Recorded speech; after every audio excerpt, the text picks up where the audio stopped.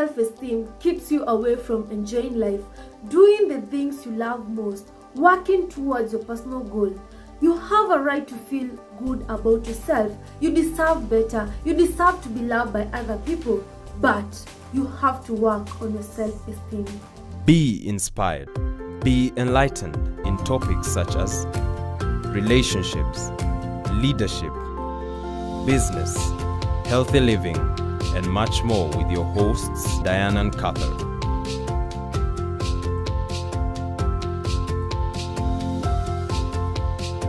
The Enlightenment Show.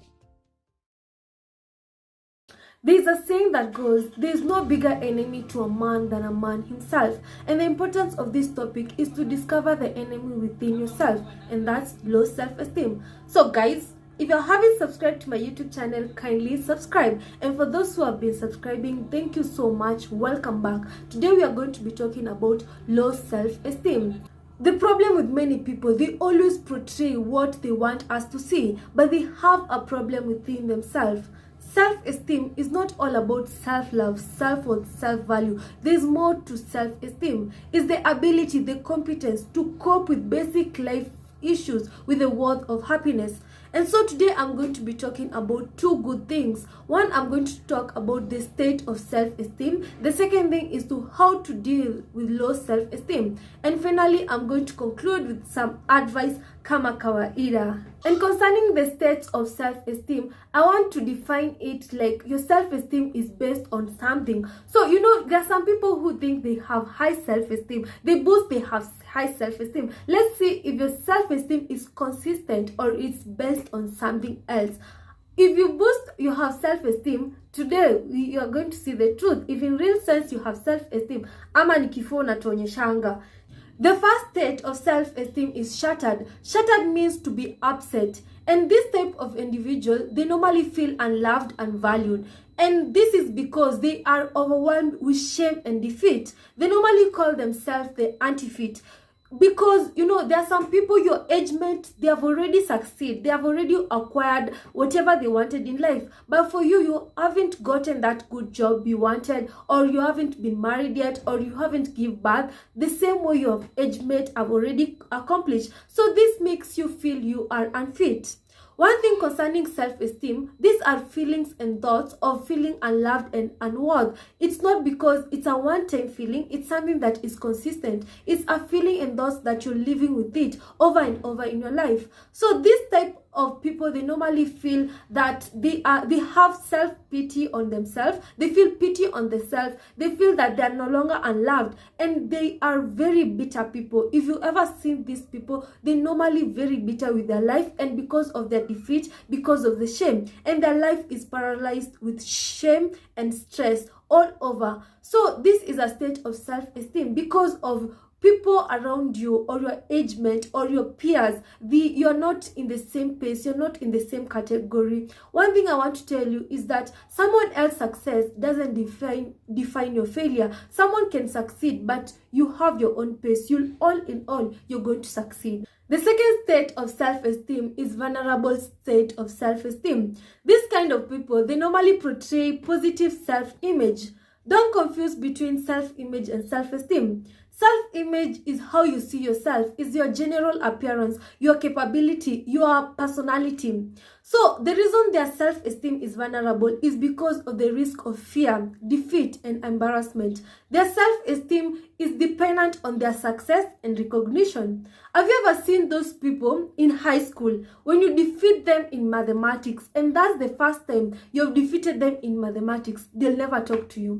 That's because you have touched their self-esteem. They feel now inferior. They feel vulnerable because, they feel embarrassed because you've defeated them, and their self-esteem is at risk of defeat, embarrassment, and shame. So such people, they normally don't want to talk about how they feel. They want to portray perfectionist in their life. They will always do things to prove you wrong. They want to be on top, on their level best. There's no shame, So such self-esteem is vulnerable, and all in all, you can't always win, you understand? So you'll end up having such self-esteem issues, and all in all, you have a low self-esteem. I told you, let us see if indeed you have high self-esteem. Ama ni kifo natuonyeshanga. The third state of self-esteem is contingent self-esteem. This individual, they are subjected to approval. This means that contingence is by any chance, they get approval, by any chance, any circumstance, any case, they are approved or recognized. You understand that they are approved to have done something. Their self-esteem rise. You understand? So their self-esteem is subjected to approval. It is dependent to approval. For instance, let me give you a normal example. Instagram. There are these people, if they post a photo on Instagram and it doesn't get like 200 likes, or it gets just 1 like, their self-esteem goes down.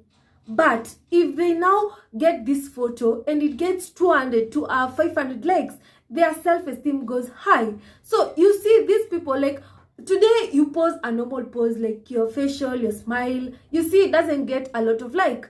Tomorrow you now start posting your boobs, your butts, now it gets a lot of like, because these photos are so seductive, so it gets a lot of like. Because of the approval, you'll continue doing it, and self-esteem will depend on that, and you'll see you are ending up posting very nasty things, and just because of your self-esteem issue. You might not know what is disturbing you, but they want to tell you it's because of your low self-esteem. That's the problem, because you know it's based on approval. How much do people approve you? How much do they praise you? How much do they recognize you in such particular time? It's circumstance. It's because of that circumstance that you put yourself. That's why people want to see you or approve you in such another way. And disapproval leads to depression. You're going to see such people, if they get any criticism, any rejection, they end up in depression. That's because of your low self-esteem. The fourth state of self-esteem is narcissism state of self-esteem. The reason this is very important, many people end up to have high self-esteem until they portray that they really love themselves. But this kind of people, yeah, they love themselves, but in the expense of other people's happiness. Have you ever seen this type of people that they always make you feel inferior? They make you feel small in their presence so that they can be superior. It's not all about because of you. It's because they have low self-esteem. It's because of their state of self-esteem. So this affects how they interact with people. And this, I can say this happens when maybe you have a boss and you're a small person who is now starting your career, because they see that you are a threat to them. They feel that you're succeeding when you're too young. You're getting the chance they never got. So this person will always make you feel inferior. They make you feel you're worthless. You understand? How to deal with low self-esteem. Finally, guys, we are here. So if you now feel you have a challenge with your self-esteem, kindly take a writing pad and notebook. Write down these points on how to deal with low self-esteem. You have to be practical, and it's really going to help you in your life activity. You know, one thing, when my friend told me to talk about low self-esteem, I was like, who is affected with low self-esteem? I thought that is something that already passed. Everybody has high self-esteem. But when I did my research, I was like, wow, the states of low self-esteem. Low self-esteem is not all about how brave we portray ourselves, how courageous we are, but it's about the ability, the competence, how we are coping with life challenges, with its worth of our happiness. You understand? So now I'm going to talk about how to deal with low self-esteem. And my first point is identify what makes you feel you have low self-esteem. Identify it. The main reason I want to encourage you to identify is because the moment you identify the origin of a problem, you're able to solve that problem easily. So my first point is concerning identify, and start from your childhood experience. Your childhood experience, it can be your parents treated you very harshly, they neglected you, so you now grew up feeling unloved, you feel worthless, you don't love yourself anymore because you expected your parents to treat you in a right manner, but now it has come to a point in life they never did that and they will never. You understand? So this has really affected your self-esteem. My second point under the first point is concerning your past experience.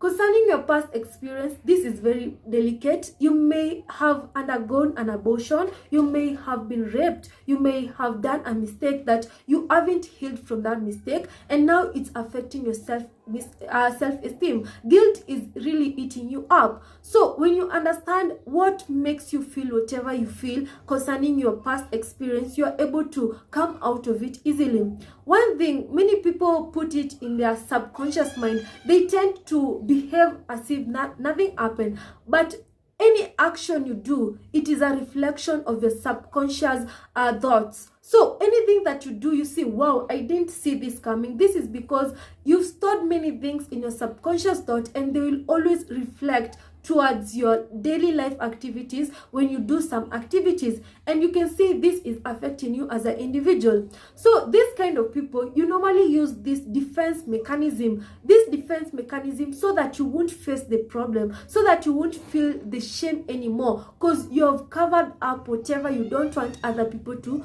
see, but it's eating you within.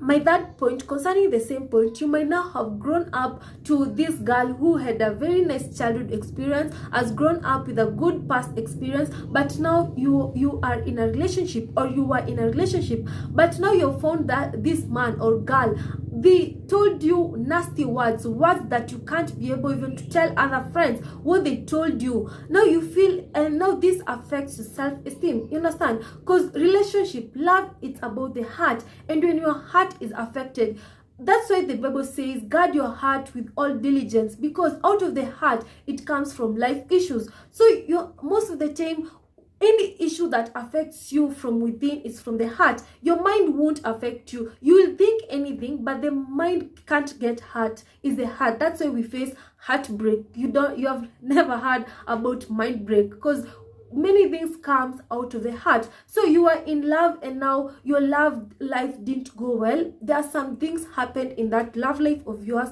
and now it has affected your self-esteem. So you can always identify what is it. Is it your childhood experience, past experience, your relationship, or any social experience that you encountered, and now it changes the way you see yourself, the way you love yourself, the way you love you, so that you can go to the next step.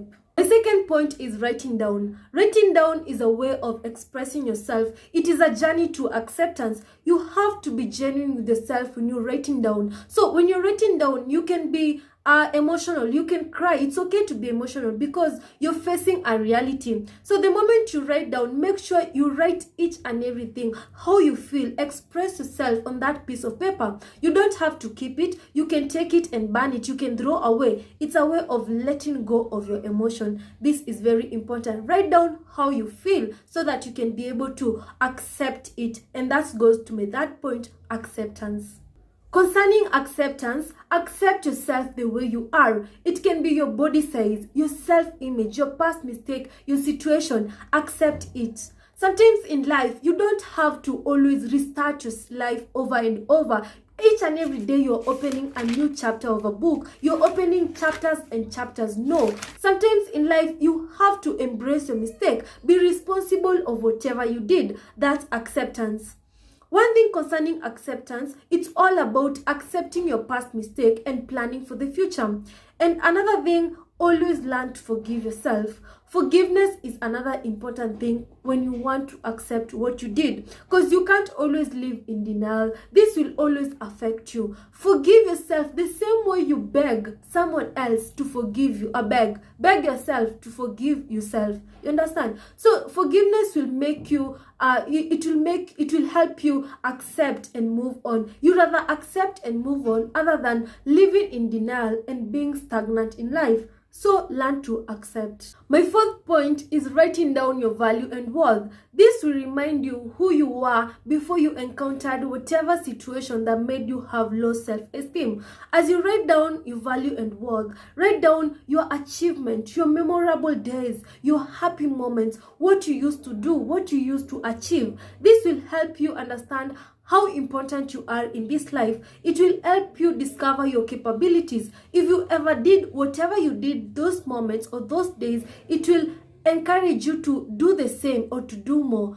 One thing about writing down your value and worth, it makes you have high self-esteem. It encourages you to believe in yourself more and more. My fifth point is setting realistic goals. When I'm talking of realistic goals, I'm talking of you are aiming to have a certain result. You're in a process of changing something. This can be you want to change your character. There's a relationship between character and self-esteem. Sometimes we normally provoke other people to rebuke us or to criticize us. For instance, if you go to Instagram, your social media, you post something fishy about yourself. You understand? People will always provoke you. They will always attack you. Sometimes sometimes however much you say, other people comment to you or they say nasty things to you. It's about what are you communicating to them? What are you provoking them? So that's why character and self-esteem, they have a relationship. One thing concerning character, this is how you develop a character. It starts from an habit. Habit is a routine. It's like a routine. It's something that you do regularly.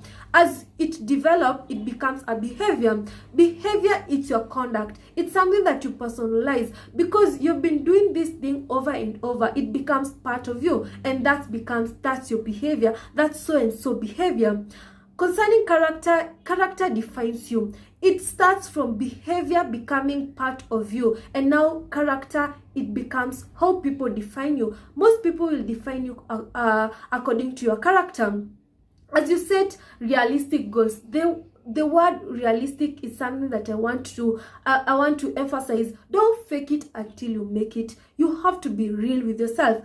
Be real with who you are, so that at least you won't be comparing yourself with other people. When you're living a genuine life, you know who you are, what you're capable of and what you're not capable of.